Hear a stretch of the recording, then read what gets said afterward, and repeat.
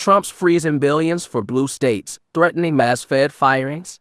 Rep. Richie Torres calls it extortion, not leadership. Plus, plunging Israel support in a Bronx collapse miracle. Is America breaking? Let's bring in Democratic Congressman Richie Torres of New York. I'd like you to respond to that first. You heard Rachel talking with Caddy a little bit about government shutdowns and how they don't really ultimately benefit either party or the one who's in charge. But what's your response to what Republicans are saying right now about this shutdown?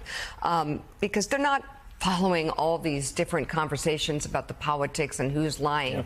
They just know the government's shut down. And to your citizens, what do you say? Look, Democrats are fighting for the health care of the American people. I mean, Democrats are largely in Washington, D.C., intent on reopening the government and protecting the health care of the American people, whereas Republicans are essentially on vacation and have been content to let the government shut down and let millions of people either lose their health care or see their health care costs spiral out of control. So that's the fundamental contrast. And Republicans, the party that has the power ultimately bears the responsibility. The Republican Party controls the White House, the Senate, and the House, and therefore bears ultimate responsibility for the shutdown. So if Democrats were given to give in to the shutdown, what would happen? And to get the government open again?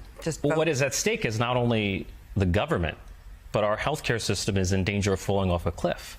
There are 4 million people who are at grave risk of losing their health insurance, 24 million people who are at risk of seeing their premiums rise by as much as 75%. Hospitals, who are often the largest employers in both urban and rural America, are going to see $28 billion in losses. That's a massive destabilization of our healthcare system that Democrats simply cannot accept. So healthcare, obviously a big part of this, but the White House also making no secret that they plan to take advantage of the shutdown to do some things that they want to do. Mass firings, potentially permanent, unlike furloughs, which is usually what happens in the shutdown.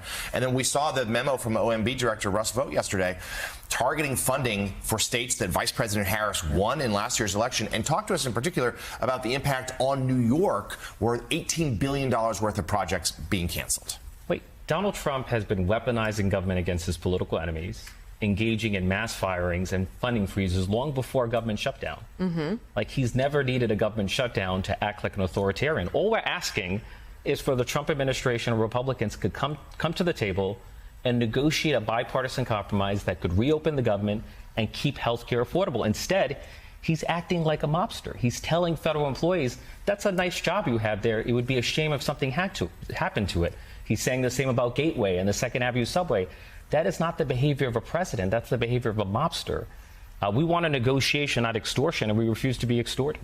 The Affordable Care Act. Throughout this administration so far, and they basically are saying, so sue us, so take us to court. Let's do the battle there. Do you think this move moves the needle for Democrats in this moment during the shutdown fight? Does it make them more motivated to end the shutdown?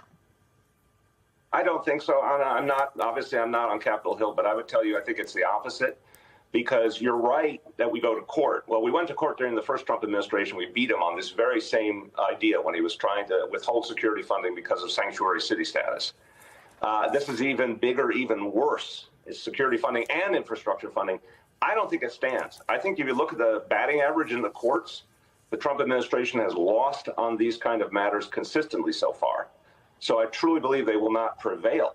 But in terms of what Democrats are feeling, I think it's showing everyday Americans, New Yorkers, people in Connecticut, people in New Jersey, everyone affected by this directly, that Trump is more interested in his own political needs, his own political agenda, than actually serving people. This is money to actually provide services to people, transportation to people, for example, security to people.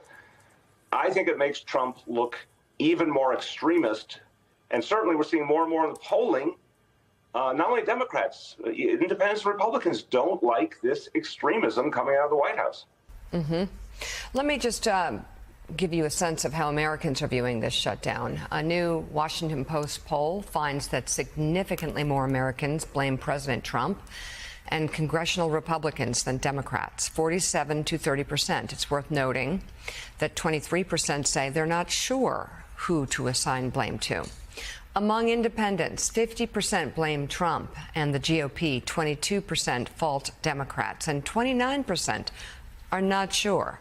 The poll also finds 2/3 very or somewhat concerned about the shutdown, while 34% are not too or not at all concerned. John Hallman, I just want to get your read on those numbers. Day 3 of the 2025 shutdown hellscape, folks, kicked off October 1st after Congress punted on funding, the first since Trump's epic 35-day disaster in 2018 to 2019. Rep. Richie Torres, DNY, joins the fray on MSNBC, torching Republicans for playing vacation roulette while Dems fight tooth and nail for healthcare sanity. Democrats are reopening government and protecting folks.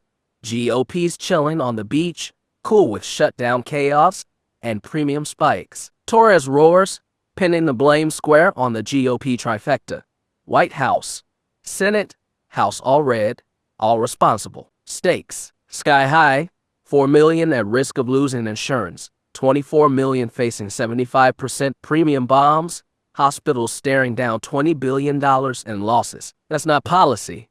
That's a healthcare apocalypse Dems won't swallow. Torres saves his sharpest shade for Trump's thug moves. Rust vault memo targets $26 billion in blue state bucks, $18 billion for NYC Transit Light Gateway, and Second Ave Subway, $8 billion green energy for CA and IL. He's a mobster. Torres thunders, nice job ya got. Shame if something happened. Trump's crew floats permanent firings for $750K feds, ditching back pay norms, turning furloughs into pink slips. House skip town pre-shutdown. Johnson's ghosting screams arrogance. Pulls back the burn. WAPO pegs 47% blaming Trump GOP versus 30% on Dems. Indies at 50 to 22. 2/3 fretting hard, but shutdowns are blips now. Dems flipping the script on GOP's ACA sabotage, debunking immigrant Cadillac care. Whoppers that have haunted Obamacare since day one. Torres nails the human gut punch. Paycheck to paycheck nation means TSA screeners and military skip meals while Pauls bicker. Healthcare's the bankruptcy king. Bronx families can't eat a 75% hike. As NY's poorest district rep, he's got 1,000 plus constituents clinging to ACA credits. Unity. House Dems locked in. Senate wobbles but Torres vows.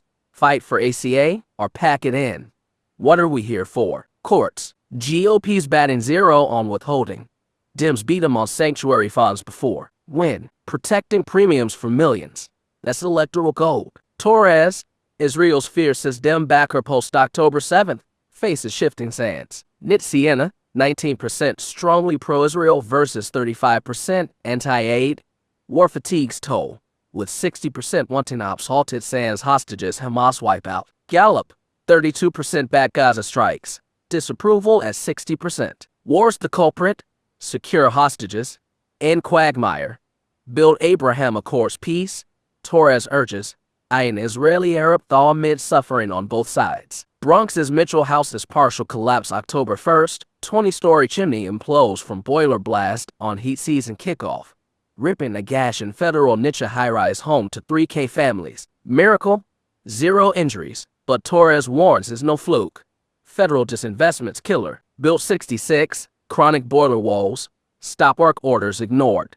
Rubble could have been massacre. Shutdown freezes fixes, spotlighting decaying infra as GOP axes funds. This shutdown, not games, is extortion hurting heroes, families, futures. Torres takedown, extortion or essential fight. Shutdown savior or saboteur. Drop your Bronx shutdown rants below. Like if GOP's mob moves boil your blood.